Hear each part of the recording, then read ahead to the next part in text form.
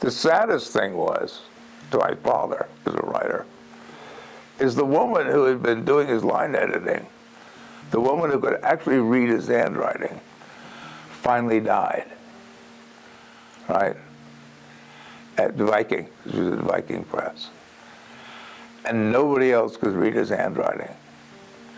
And they sent him a letter saying, John, we're so sorry, we know you like to write by hand, but we can't publish your handwriting, we can't read it.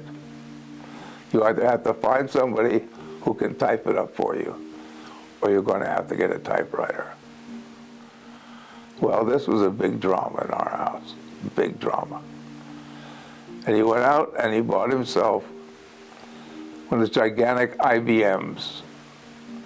You know, the kind that when you typed on it, all the paintings in the room moved. It was an unbelievable sound. He was a six-finger typist. You know. And it was too slow. It would drive him crazy. What he would do is write by hand, finish his writing for the day, and then he would have to spend the afternoon typing up what he'd handwritten, because he knew what it said.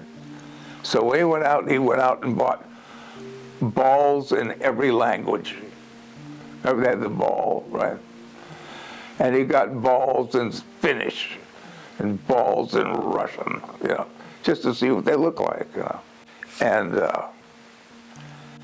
just to get it back on his publishers, he one day sent them 3 pages in Russian. Now, he couldn't speak or read Russian.